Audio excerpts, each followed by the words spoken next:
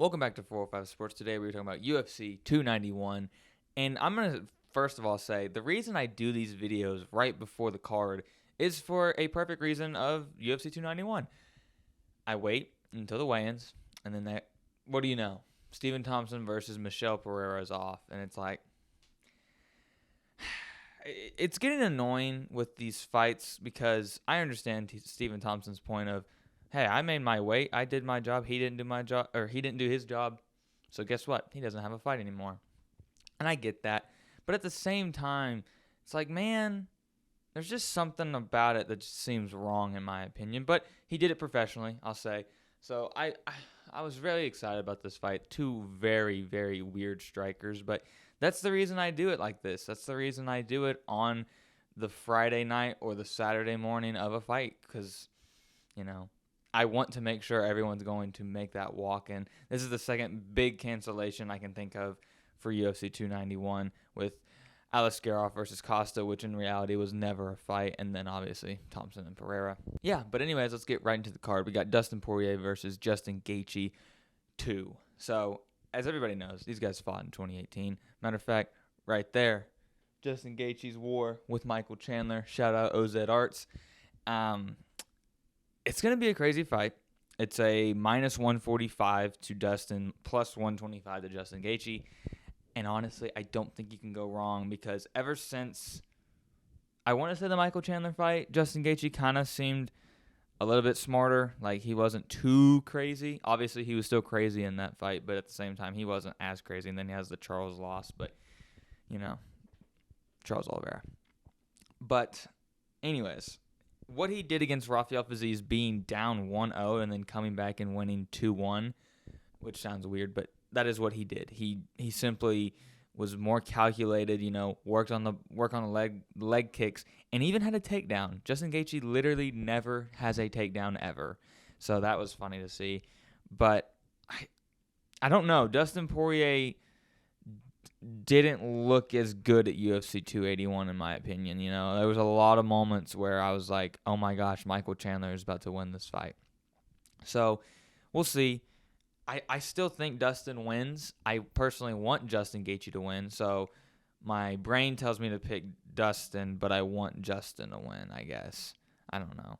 They both present challenges to Charles Oliveira and Islam Makhachev. They both present things that could hold those guys back from, retaining the belt. But I don't know, man. I'm going to pick Dustin, but I want Justin. So Battle of the Ustins is something I've been calling this fight. So I'm very excited. It's gonna be mayhem just like it was in 2018.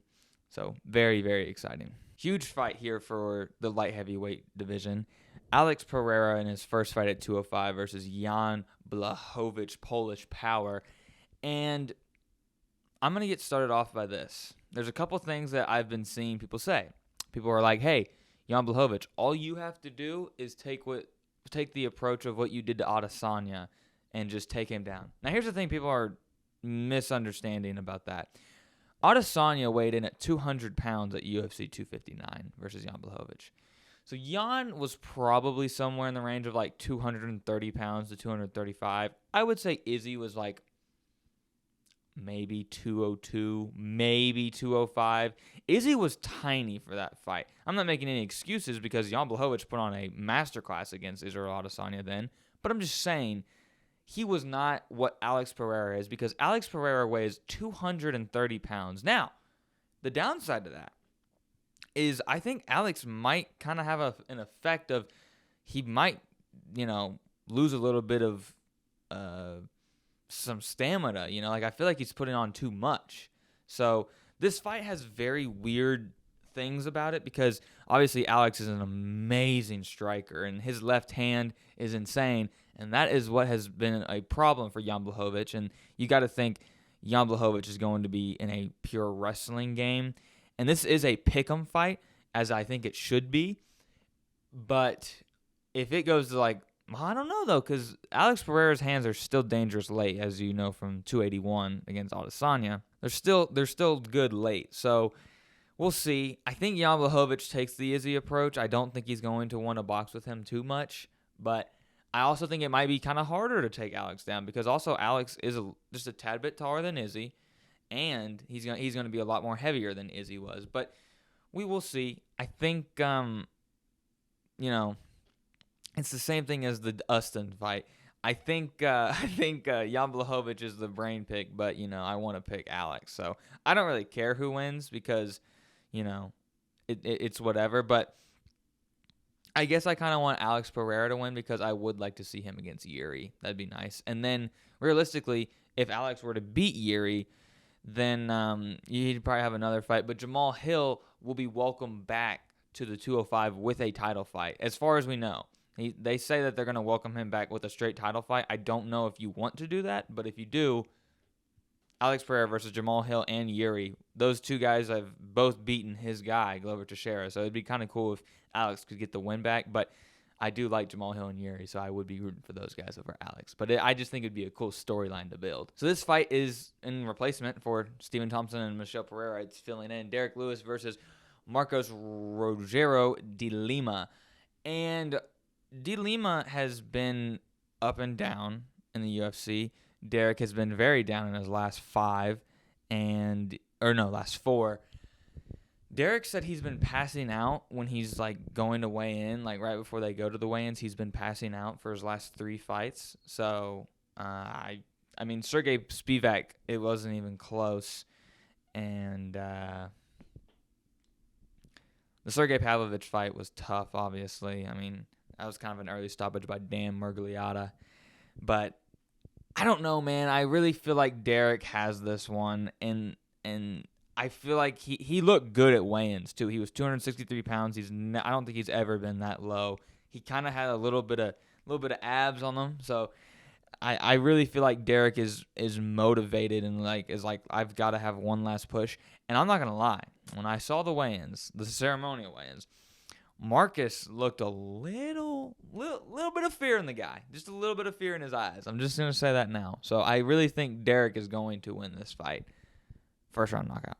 El Kukui, Tony Ferguson versus Bobby Green. This is a great matchup fight. Minus 375 to Bobby Green. That's crazy. I know Tony hasn't looked that good, but plus 285 for Tony. Wow. Yeah. This fight is weird because it's two guys who just have weird styles. Like Bobby is going to throw 400 punches at you the whole night. And he's not going to shoot for legs, but Tony is so unorthodox, you just don't know. And I really feel like Tony could pull out a decision here or a submission. I just don't want Tony to get knocked out. Now, there's only been 2 guys in UFC history who have come back from five fight losing streaks, and that's Carlos Condit and Andrei Arlovsky. And I feel like Tony Ferguson can be one of those guys. The only problem is his losses aren't as bad or his losses are worse than those guys' 5 losses. So I don't know. If Bobby Green were to win by decision, I wouldn't be mad at all. Bobby Green's a cool fighter. He's a great guy, and I wouldn't be mad. But I want Tony to win. I just want the guy to feel a win, man. He hasn't felt one since 2019. I mean, I will always say this.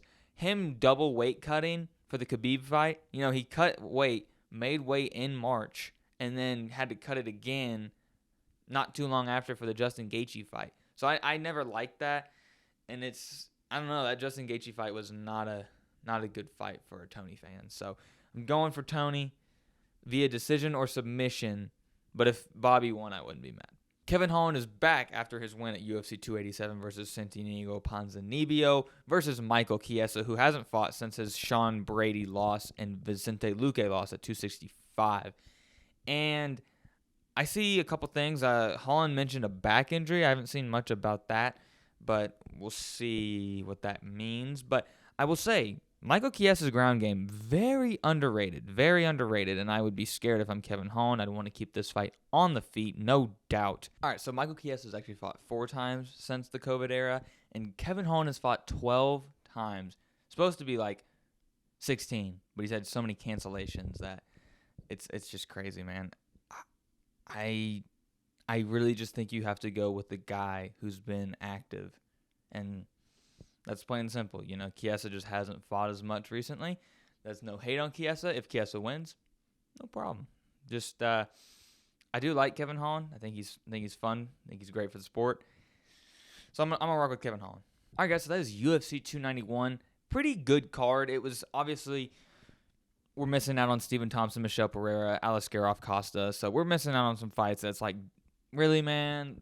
But that's just part of the UFC ever since really COVID. So people just pull out of fights way more than they used to, and it's just a common thing. I mean, think about next weekend, Umar Nurmagomedov versus Corey Sandhagen was supposed to go down, but now it's Corey versus Rob Font, and that's just a part of the game now, man. They just pull out more than they used to, and you hate to see that for the sport, but pulling out of fights is just way more common these days. So it really sucks, but check out UFC 291 tonight. Dustin Poirier versus Justin Gaethje, Jan Blachowicz versus Alex Pereira. Thank you guys for watching the video. Don't forget to like and subscribe down below. Comment down below who you think is going to win this fight tonight. Thank you for watching.